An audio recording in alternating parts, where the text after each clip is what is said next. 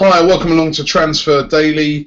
Coming to you on the back of that very disappointing performance, but not necessarily disappointing result last night, because 0-0 away in Turkey in a Champions League game is not a bad result. We didn't lose the game.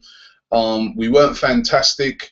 We had opportunities in the game where we could have scored, and especially at the end with that Alex Oxlade-Chamberlain. But in the end, I think it was a fair result. They also hit the bar, Denver bar, should I say, with that audacious kick right from the kickoff, which was brilliantly saved by Wojciech Szczesny, who, listen, got to give it to him. He was on his toes right from the start of the game, and not the greatest performance by Arsenal, and opened up a lot of debate about what we really need, which we're going to get into.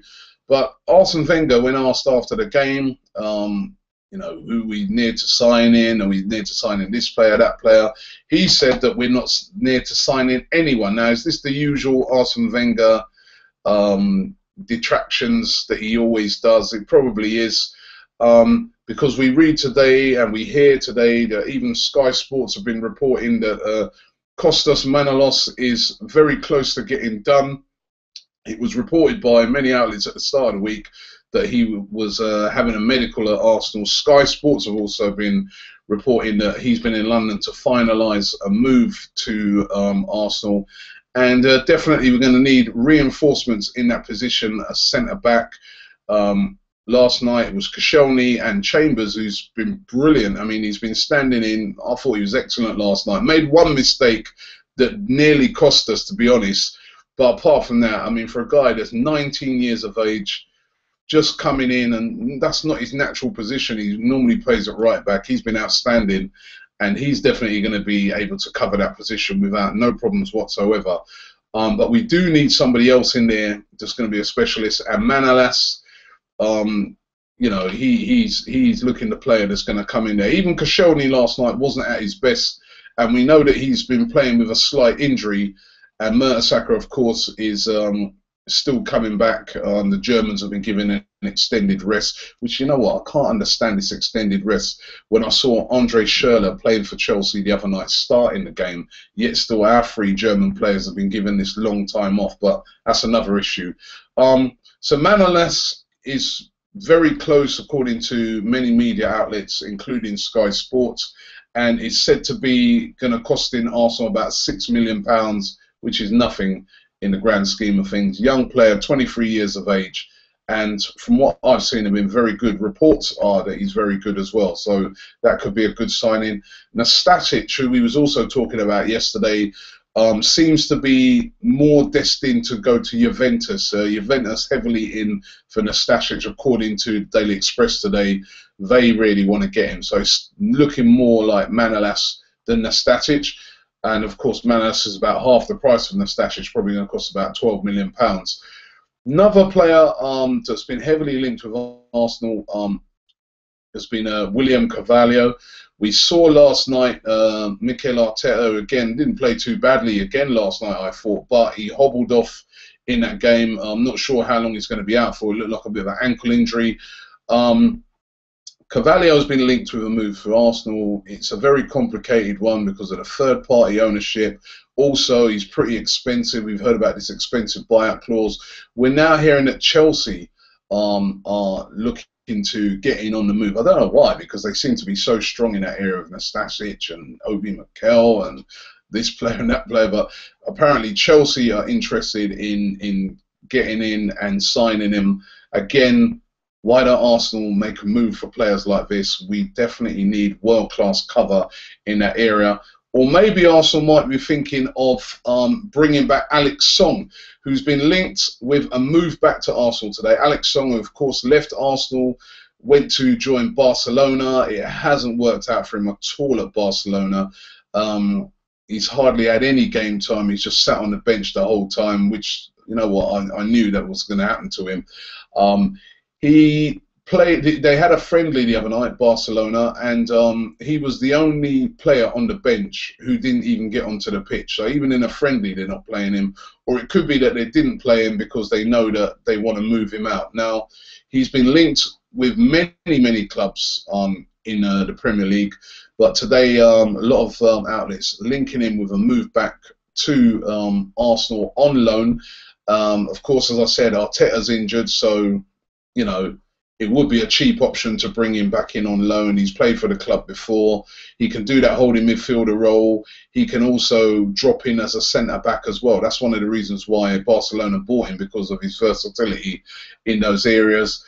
Whether we want to return back to Alex Song, to me, we should be going big in this area. We should be getting somebody world-class, but Alex Song being linked with a move back. There's also the player Adrien Rabiot, who we've been talking about again over the past week. Again, a lot of media outlets saying that they think that this, again, is a deal that's going to happen. Again, a very young player, 19 years of age, plays for Paris Saint-Germain. More of a box-to-box midfielder, but he's really highly thought of, a player that's going to be a really top player. And he wants to leave Paris Saint-Germain to get more game time, he says. So I don't understand. Coming to our midfield, is he going to get more game time? That's why I'm not sure about this one. But he's been linked again with a move to Arsenal. A lot of, as I said, media outlets seem to think that this is a deal that can and will get done. But again, we're going to have to watch this space. Remember what Wenger said, nothing close according to him. Francis Coquelin, who now maybe might have to step in at Arsenal now that Arteta's out. He's been linked with a move out of Arsenal. This guy, watching him a couple of seasons ago, I thought, you know what, he could burst into the first team. He looked really strong, really powerful. In pre-season, he looked pretty average to me. He's been out on loan last year. A lot of linking him with a move today to Queen's Park Rangers. There's also a thought that he may stay, especially now there's been an injury to Mikel Arteta, but we're going to have to watch his space on that one. And just finally, I really wanted to address this. I mean, last night we saw Olivier Giroud. Listen, I've said it many a time, Olivier Giroud, I haven't got a problem with him. On Saturday, if you watched that move that he did, he jumped above two centre-halves and literally made that goal for the winning goal for us against Crystal Palace. However, Olivier Giroud, as we know, he's not a world-class striker. He's a good striker, he's a good team striker, but he's not a world-class striker. And sometimes, like in games last night, you need that player that's going to be world-class, that maybe only gets one chance for the game, like I say, a Suarez, who only gets one chance for the game and he just buries it, or who can just make something out of nothing, like we saw Aguero when he came on Sunday for Manchester City. We don't really have that at the moment. And you know, after you watch this Transfer Daily, we had a little debate after watching the game last night about who should we bring in that position. I think we need a world-class striker. I was looking at it last night and I'm like, can we win the league if we're relying again on Olivier Giroud? And that's what it looks like last night. Yaya Sanogo, I know he was out injured, but he's a youngster, very raw. So, you know, and then Joel Campbell, I don't know, he didn't bring Campbell on, so he doesn't fancy Campbell, obviously, as a striker, because he could see that Giroud was struggling. So are we going to go for another season relying on Olivier Giroud? To me, if that is the case, we need to go out there and buy a world-class striker. I don't know who that will be, because availability of strikers, I mean, Cavani's been mentioned, but he'd be very expensive. Would PSG want to let him go? Falcao's been mentioned, but he's 28 years of age and again will be very expensive. And would Monaco want to let him go? And then, you know, Jackson Martinez has signed a new contract. Is he even world class? Balotelli, is he world class? Balotelli. It's a really hard one, but to me, I'm looking at it and I'm thinking, wow, it looks like we do need. I mean, we knew we needed a world class striker because we tried to sign Suarez.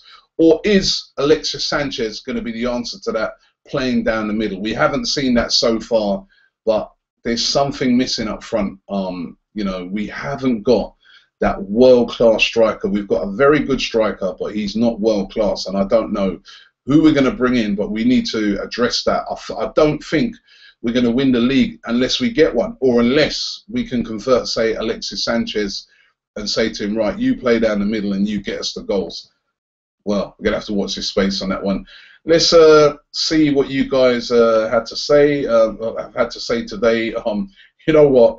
There's a lot of anti-Giroud comments here. Some of them that I can't even read. Addy Man says, Robbie, yes, Olivier Giroud did head the ball for that goal against Crystal Palace. However, if we had a different striker, then he would have scored way before that, and it would not have been a lucky goal. I don't know. I don't think he had that many chances against Crystal Palace. He didn't have many chances last night. He had one chance last night that I felt, you know, if he was on his game, he could have buried. Am I being too harsh because it's early in the season? I don't know, but he just didn't look, you know, he's not, I don't know, he's lacking something. Pago says, what was wrong with Diaby? Now, Diaby, again, he's injured again. That's the problem. This is why you can't rely on players like, you know, like Diaby. I feel sorry for the guy. It's not his fault he's injured, but he's just very injury prone, unfortunately. CYMRU214 says Giroud isn't Arsenal class. He had plenty of chances yesterday and he didn't take them. He's a substitute at best. As I said, a lot of these you can't read. Ryan WCC FC says Arsenal should try and sign Javier Hernandez. He's so underrated. I don't think Hernandez would be the answer. I don't think he would. He's decent. He's good. But I'm talking about if you're going to go and get a striker, get somebody who's world class. And Javier Hernandez is definitely not a world class striker, or he'd be starting for Manchester United. They're world class strikers, Robbie Van Persie, to be honest. Disappointing results last night.